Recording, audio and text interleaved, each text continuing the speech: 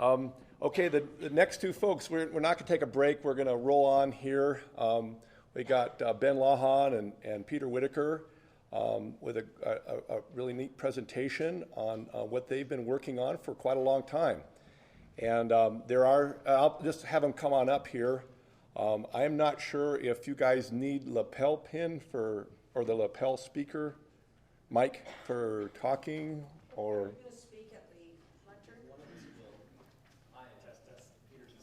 Okay, at the lectern then? Okay. So, but Peter here is with essentially the main guy at RMI, and Ben Lawhon is the education specialist with Leave No Trace, and both have paired together a lot of years ago to develop mountaineering protocols. You can read in the literature that we've handed out kind of what they've been working on, and yeah, it's just great to have both of them here. And this is stuff that we all should look at very closely, because this is really out there for the new wave of climbing in the world. It's pretty neat stuff. So, okay, you guys. Thanks, Roger.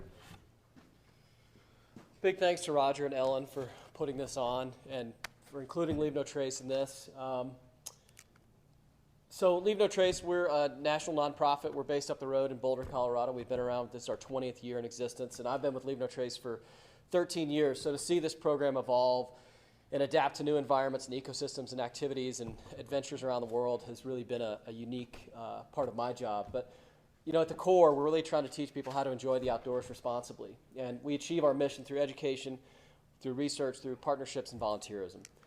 And just to give you a bit of background on the program itself, there we go. So Leave No Trace really has its origins in backcountry and wilderness. The Wilderness Act was passed in 1964, and of course this is the big anniversary for that this year. And following the passage of that act, there was a big movement of people getting into the outdoors, and land managers started to see an increase in recreation-related impacts. And what they began to realize is this wasn't necessarily malicious intent. It's just that people didn't know what to do about minimizing impacts. They didn't know what to do with human waste and trash and how to properly store their food and trash from wildlife. And so as we moved to the 1970s, some of the agencies started to create these various programs: wilderness manners, no trace camping, backwoods ethics, backcountry ethics. And essentially there was no interagency coordination, very little national leadership. But as we moved into the 1980s, the Forest Service sort of put the flag in the ground and said, we're going to call this the No Trace program. And eventually that became the Leave No Trace program.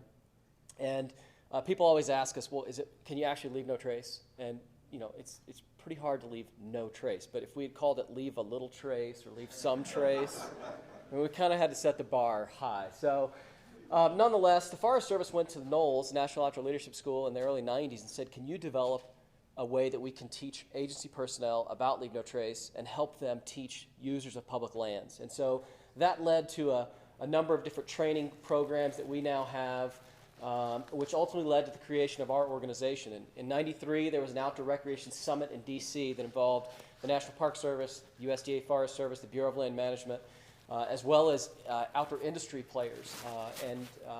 And so the decision was made to create a nonprofit entity to move this program forward, to raise money, raise awareness. And so in 94, we were formed and have been based in Boulder since our inception.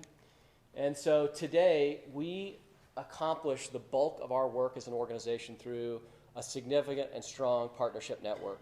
We've got over 500 different partners, from colleges, universities, outfitter and guide services, small businesses, nonprofit entities. We have over 100 corporate outdoor industry partners that all help fund this program and help promote Leave No Trace on public lands, state lands, even municipal lands in places like the city of Golden or the city of Boulder. And so we currently have 12 folks on our staff at our office in Boulder, and then we've got 8 educators that are on the road for 11 months out of the year, providing free education, outreach, and training. So that gives you a snapshot of us organizationally, which really, again, highlights the types of partners that we have. And I just can't stress, with only 12 people in our office, we couldn't do it without this vast network. And primarily, we're under a memorandum of understanding with the 5 largest federal land management agencies, so Park Service, Forest Service, BLM, U.S. Fish and Wildlife Service, and the Army Corps of Engineers. And then we work with all 50 state park systems, and then we've got a whole variety of other partners. But nonetheless, this is really the core of how Leave No Trace works, both here in the U.S. and abroad. Just a quick note about these federal partners. You know, the MOU really paves the way for how we operate in conjunction with the feds. In terms of the federal agencies have said, Leave No Trace is our minimum impact program for rivers, for trails, for backcountry camping, for climbing, mountaineering, bouldering. And so it becomes the consistent thread throughout these agencies. The agencies are heavily involved in what we do. We work consistently and closely with the agencies, not only just on a day-to-day basis in terms of educating the end user, but also how the agencies are involved with the development of Leave No Trace materials and the peer review process, and how we're responding to agency needs and specific recreation and resource issues. So these are critical partnerships for us. So to give you the baseline of our program, it's based on 7 principles, and we're going to go into some detail on these. The unique thing about these principles is they've been adapted for different activities, ecosystems, environments. It's not just this standard set. I mean, the nice thing about Leave No Trace is I think of it as a framework for making good decisions about how to enjoy the outdoors responsibly. Because, as we said, it's almost impossible to leave absolutely no trace. But if you follow the 7 principles, you'll make good decisions about minimizing your impact. Because we've got this spectrum. On one end, we've got loads of impacts. On the other end, we have virtually none. And what we encourage people to do is just get on the spectrum somewhere. Because doing something to minimize your impact is better than doing nothing at all. You know, Leave No Trace is not rules, it's not regulations, it's not black or white. It's voluntary compliance to take care of places that we collectively cherish and enjoy. And I think that's an important part. It's skills that we can learn. It's hard technical skills, but it's also this ethic. And that's the really unique thing about a program like this. We are science-based, which is important for a variety of reasons. But the 2 fields of science that we most heavily rely on are human dimensions, which is over the last decade or so is an area that we've focused on more, looking at attitudes, perceptions, values, and beliefs, trying to figure out what are the right levers for changing behavior in the outdoors, for getting people on that spectrum. And then largely the foundation of Leave No Trace has been recreation ecology. We're actually looking at what are the biophysical impacts of the landscape from recreation. What does human waste do to water sources? What do trampling effects do to vegetation? You know, how do wildlife react to human foods and trash? And so, again, we're science-based, but we also take into account best practices from the field. That's where our agency partners come in. That's where partners like RMI and other entities that are practitioners, that experience factors into what we do, which leads us to these best practices that we can then disseminate to folks, certainly here in the U.S., but worldwide as well. Just to give you a snapshot of how people can access Leave No Trace, certainly there's information online. If you haven't gotten one of these little packets we put together, this is some mountaineering-specific information as well as a few other things. But we do offer trainings. We have a 5-day field-based course called our Master Educator course. We have a 2-day trainer course or a 1-day or shorter awareness workshop. So if you either yourself are interested in training or work with people who could benefit from Leave No Trace training, it's certainly out there and available, and we'd encourage you to find what works for you. But you don't have to be trained in Leave No Trace to practice Leave No Trace. So that leads us to what's the ultimate goal? What's the challenge with Leave No Trace? Well, because we know there's some unavoidable impacts that occur, we want to prevent the avoidable impacts. We can deal with human waste. We can pack out trash off the world's highest peaks. We can deal with leftover fuel or food. But we want to minimize those unavoidable impacts. And by doing so, we're going to preserve the quality of these places that we care about. We're going to preserve the quality of the experiences that we seek.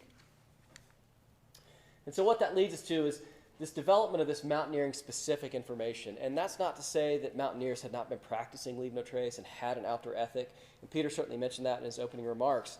And I think that's an important concept. It's been around for many, many years in taking care of these places. And what we realized is that we really needed to take a more formal approach at garnering this knowledge and putting it in a more uniform fashion that was peer-reviewed on our end, that had broad buy-in, something that's essentially approved that could be disseminated. And that really led us to where we are with this information and then certainly here today. So at this point, I'm going to turn it over to Peter and have you walk through some of this stuff. Thanks, Ben. So this is a little bit of my perspective. I'm Peter Whittaker and operate Rainier Mountaineering, one of the larger mountain climbing guide services in the U.S. today. It was started in 1969 by my father, Lou, come from a mountaineering family. And Jim, my uncle, was the first American to climb Mount Everest, so I was kind of born into this thing. I really wanted to be a lifeguard, not a mountain climbing guide, but here I am. And so what we did, and Ben asked me to come and kind of give a little perspective from Mount Rainier. I grew up with Mount Rainier in my backyard. I can remember being 9 and 10 years old up at Camp Muir, and I would go up there for weeks at a time. And I first climbed it when I was 12 years old. I'm 55 years old, and so going back to 10 years old, that's 45 years ago, Peter. It was interesting you talking about that 45-year period.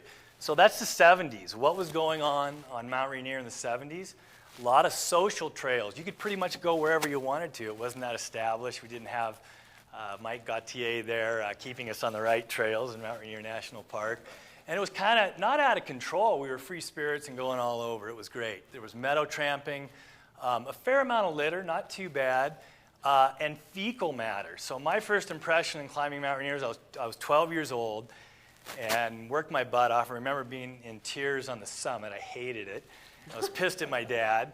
And got up there and sat on the crater rim, and literally there's freeze-dried fecal matter all over the crater rim. It was crazy. Up at that elevation, people go to the bathroom and it doesn't break down, it doesn't go anywhere, it just freeze-dries and stays there. And so there was definitely some things going on in the 70s that weren't too great. In the 80s, growth started to happen. Boy, we were seeing so many more people on the traditional routes on Rainier. There's over 55 routes on Rainier. The two most popular, the Emmons and the Camp Muir route, we're really seeing a high concentration of people. So all of those things that were going on in the 70s, the social trails and the litter and the fecal matter, that was becoming more and more and building and building. I also started climbing internationally, and I remember being over in Kilimanjaro in 1983 and 84. And heck, we built fires at every camp going up the mountain, and we were decimating the forests. At high camp, 15,000 feet above tree line, and porters would carry up wood, and we'd have marshmallows and s'mores at 15,000 feet, which was awesome, but really tough on the resource. So things were going on in the 80s and continuing to kind of escalate. Same thing in the 90s. Again, increased numbers of climbers, guided and non-guided. I started actually guiding down on Aconcagua and other places around the world, and there were a lot of similar things going on in those mountains as well. Fecal matter was a huge thing. Camp 1 on the routes on Aconcagua, it's just that stuff doesn't go away up there. It just sits there. So was watching all this, and also began to get involved with Rainier Mountaineering.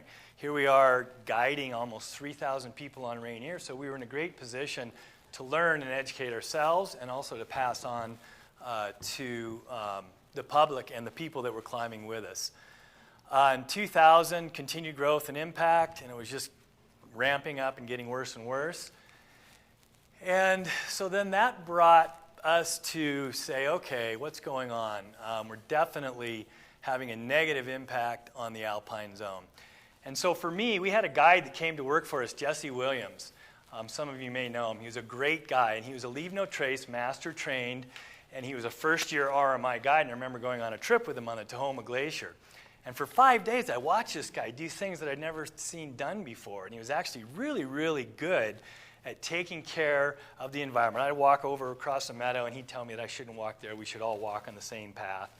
I remember breaking tents and getting out of a tent platform, and we're all roped up and ready to go, and he's breaking down and collapsing the walls to try and make it the same grade and level in the snow after we're leaving. I'm going, well, that might be a little extreme. I don't know. But I think the lessons there that I learned left an impact on me, and in 2000, I took a trainer course, L&T, and then later that year, I took a 5-day master course. And got pretty excited about that. That was in the North Cascades, and realized what I really liked about L&T was it wasn't a mandate. It was just, what are the best practices, being aware, what can you do, and to help take care of the beautiful wilderness that we were in. In 2001, and Roger probably remembers, I contacted Olympic, or actually Denali, and I got the 4 parks from Washington, North Cascades, Olympic, and Rainier, along with Denali. And we brought together the land managers, the regulators, and also the largest user groups, which were the commercial operators. And we began to talk about, okay, what do we do? What are the practices? What are the protocols? What's the best way to take care of this environment up there? And so for 3 years we did that at Rainier, and it was cool. There was buy-in from both sides, and together we were trying to figure out what was the best thing to do up there. We developed those, which are actually now in a flyer, an L&T flyer on your chair, those best practices, and continued working on those through the 2000s. And internally, we started guiding internationally around the world, and basically trying to do a better job of taking care of the environment. So, go ahead. That kind of gets us, we'll go a little bit to here. So we looked at the 7 principles a little bit earlier. Pretty similar up high, although it can get really specific. Think about being in a campsite, particularly in a high-use route on a snow site where everybody sets their tents up and then goes outside the tent and goes to the bathroom and just urinates. And that's being camped at for 3 months throughout the year. I mean, you get up there and it's in August and you're looking around and it's just terrible. So we began to define and say, you know what? Here's what if we could get to some agreement on where a good place would be to go, a pee hole that's consolidated. Just little things like that, trying to get really specific to see what we could do. These are a few of the things listed here. And Ben's going to chat just for this next slide or two generally, and then we're going to get back to these 7 principles. And what we've passed out, there's a little 3x5 card, and as we go through them, I would love you folks in the audience to write 1 or 2 things in each one of these principles that maybe is a problem, a concern, or maybe you found a solution, and it's something that you can pass along that is going to go to Ben and leave no trace, and will further develop some of the work that we started in 2001. Yeah, so just to give you an understanding of how this came about, and with this sort of ask of take some notes and think, are there things that you're not seeing addressed here that you know of, you're aware of, issues you're dealing with, specific to a different peak or a different region of the world? Because we at Leave No Trace would like to be able to work with you and others to address those, because if there are issues that you're dealing with, there's a good chance that others are dealing with. And this is part of how we continue to evolve Leave No Trace. So nonetheless, Leave No Trace obviously been around for a long time, good information, but we had no real formal peer-reviewed information for mountaineering, and the peer-review piece for us is a significant step. This popularity continued to increase. Obviously, there's a need for this information. In 2010, an RMI guide approached me and said, hey, I've got this idea about creating this mountaineering-specific guide for Leave No Trace. And so I said, great, I'm not a mountaineer, but I know a lot about Leave No Trace, so let's work together. And that's one of the ways that we create information is we find the subject matter experts, and we work with them in conjunction with our land management partners, scientists, and others to create good, solid information that we're confident in the recommendations. And so we worked with RMI to tweak and create these guidelines, and then we have our review and research network at Leave No Trace that's made up of these subject matter experts, of land managers, of practitioners. And this is the bottom piece where we have this inclusive peer review process.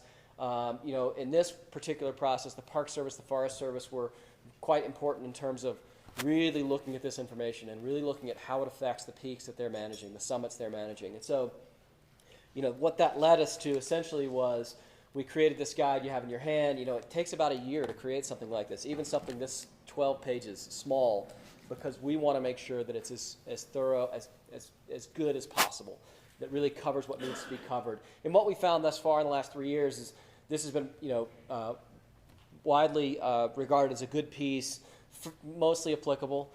Still could use some tweaking here and there. But there are definitely opportunities right now to continue to add to, refine, and evolve this information as practices change, as use increases, as new impacts occur, as the places where we spend time change through forces of nature, through issues with the climate and so forth. So just know that it's a living document in some ways. So as we move through these different slides that are linked to each of the 7 principles, think of things that you may be dealing with. I'd love to be able to capture that here. And if you write down an issue, if it's something you really want to talk to me about, please put your name and your email address, and I'll circle back with you on that.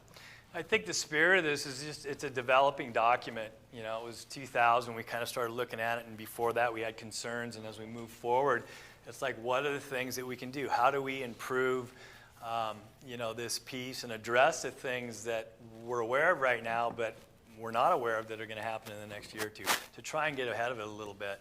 So we're going to take like a minute or two on each one of these. We have a few things up there that you can look at.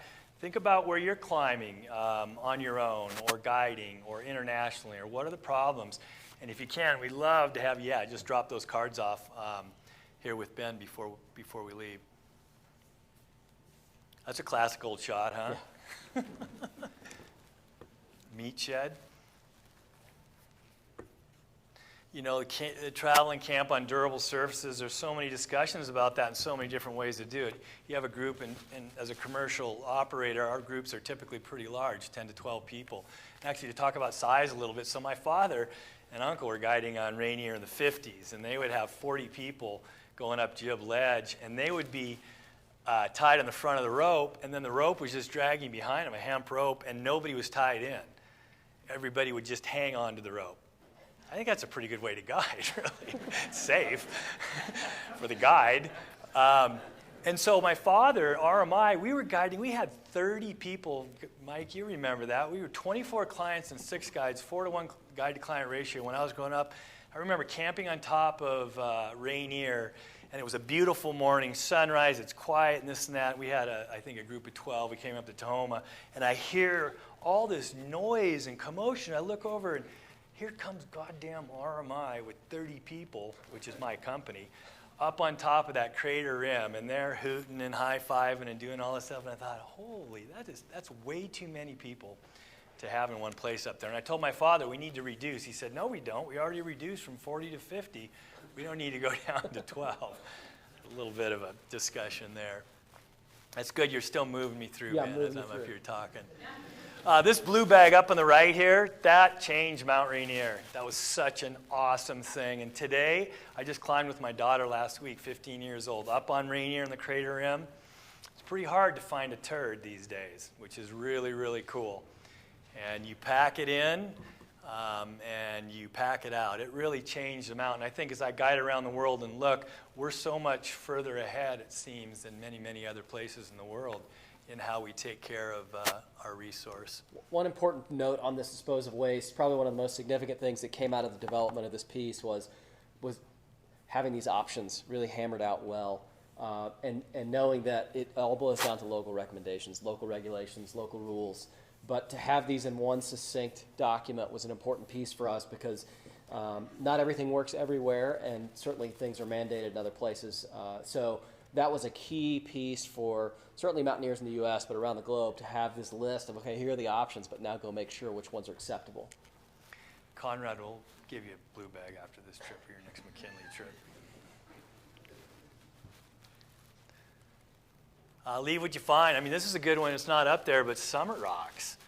Geez, I mean, we've guided over 80,000 people on Mount Rainier since 1969.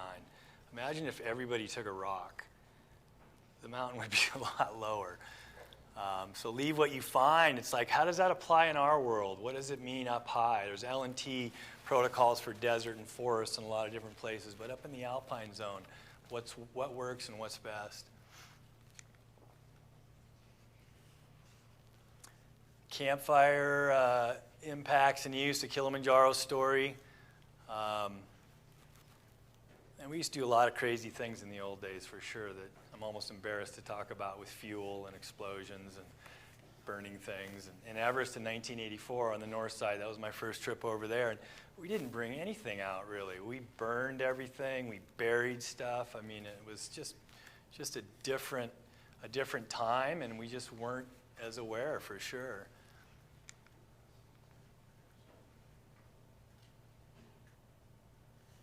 Not a whole lot living up high. I think you up on McKinley, if you've been on McKinley, you know those ravens are pretty good at getting in at the caches, bury them deep. The other visitors, this is a huge one that I see, particularly we guide a lot on the West Butte and Rainier and Everest South Col, and it's the traditional routes. There's a lot of people on them and a lot of of high use. And I think it's trying to match your expectation with the experience. You think you're going to a remote place, but in reality, you're on the most popular route, and you're going to see a lot of people. And then it's how do you get along, and how do you be considerate and make it work up high. So, you know, one of the things that we try to leave all outdoor enthusiasts with is somewhat of some marching orders.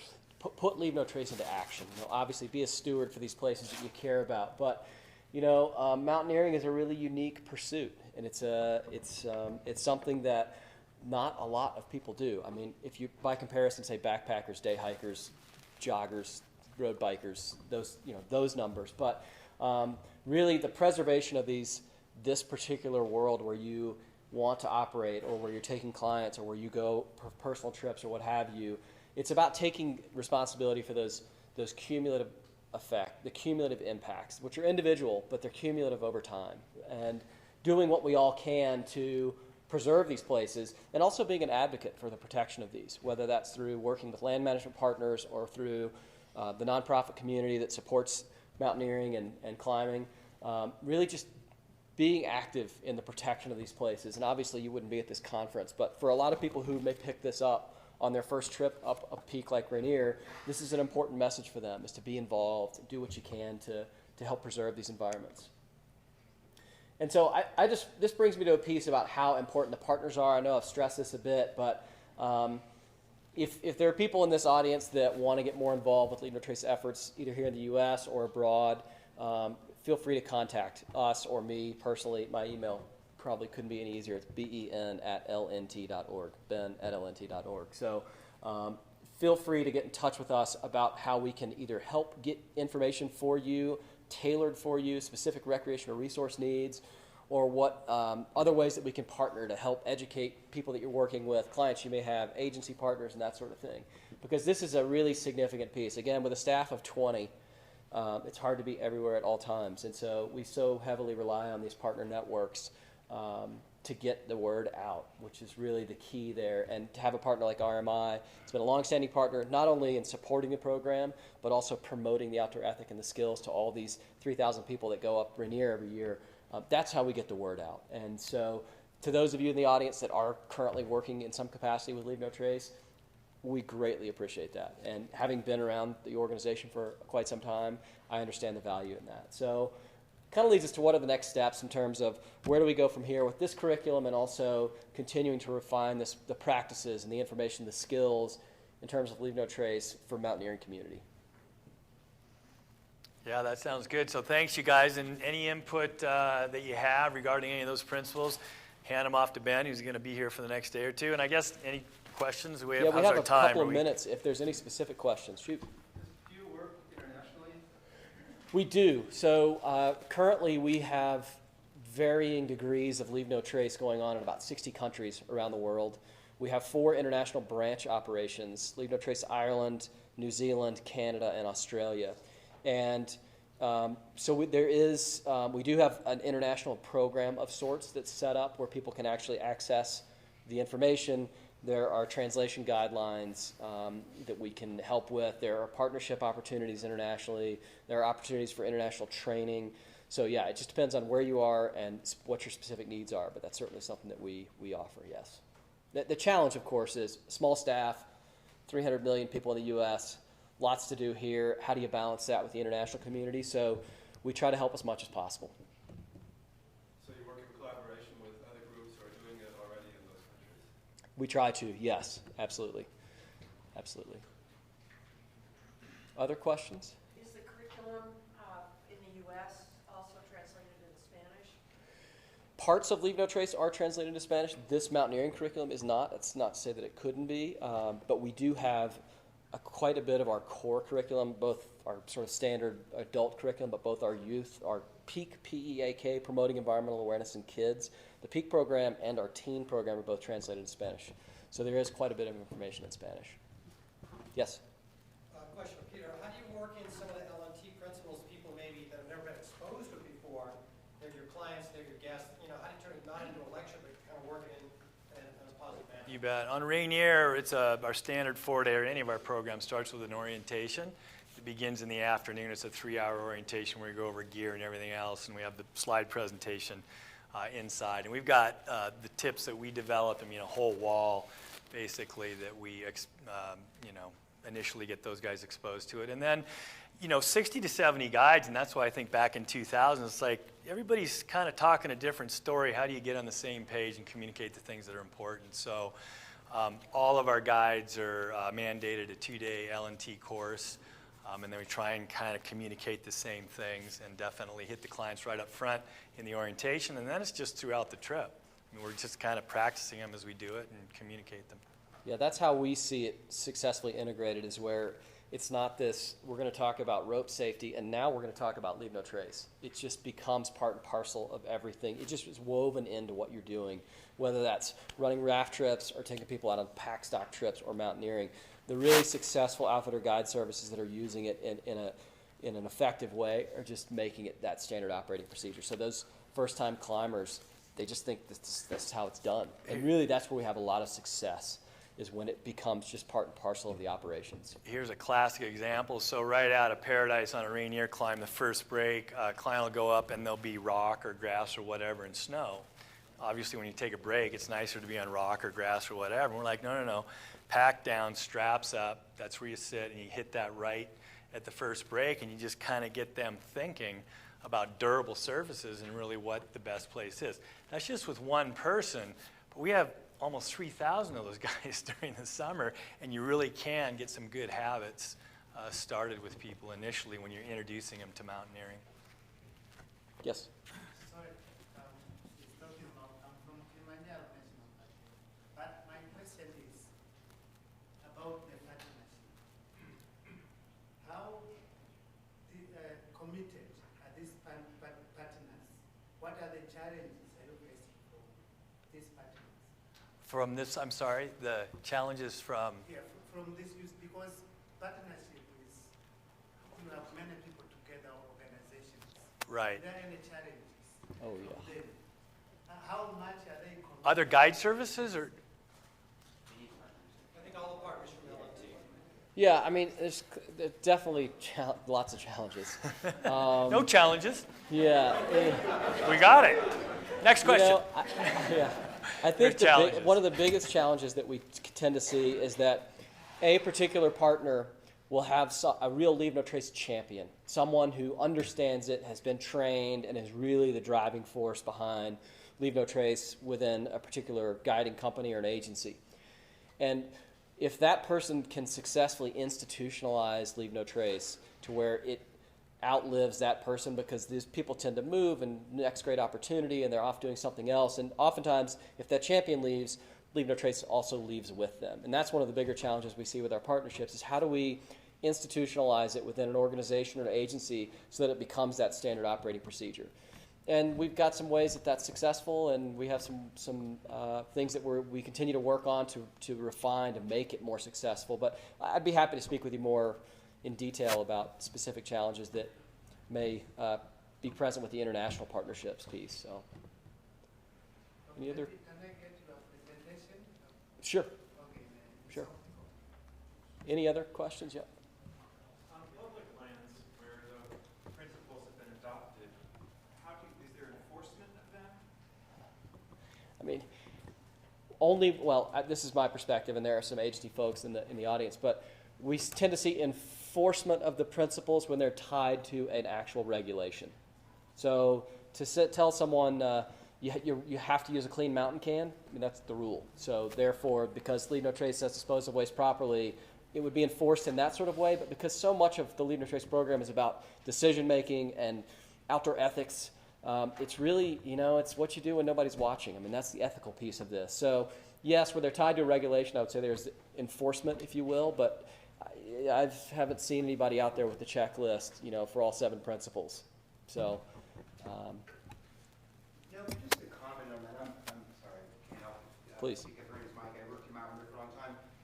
What Peter spoke about with the blue bags at Mount Rainier really did create a social peer pressure, though, that stemmed out to Mount Baker, Mount St. Helens, Mount Shasta, and then on. Frankly, it took a little bit longer for Mount McKinley and Denali to get on King Mountain Can. So there is a bit of leadership that can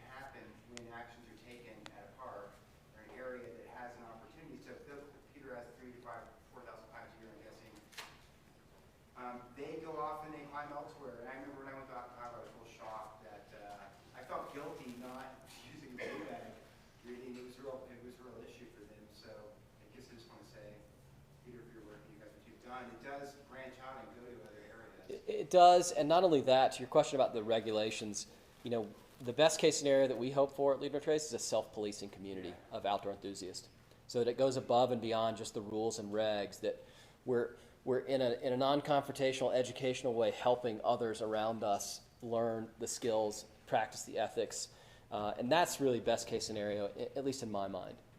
So. Okay. What is your average age of your focus group, and if you guys do any education in schools, like with younger age? We do. We have, with our kids program, about 150,000 kids a year go through our program. We focus on all ages and all forms of non-motorized recreation. So it's a big number, a lot of people. So we don't have one specific age group focus. It's 4-year-olds to 94-year-olds. So. Okay. Do you have time for one more? One last question. Shoot. Oh, just a quick question. So you just said non-motorized only? Have you given up on motorized? No, we haven't. No, not at all. There's another organization based in Ogden, Utah called Tread Lightly. They've been around since 1984. They were a Forest Service spinoff. They focus specifically on motorized use. We've always focused on non-motorized. And that we have a good working relationship with Tread Lightly. It's just our focus has been the non-motorized outdoor sports. So. Thank you Thanks, both Ellen. very much.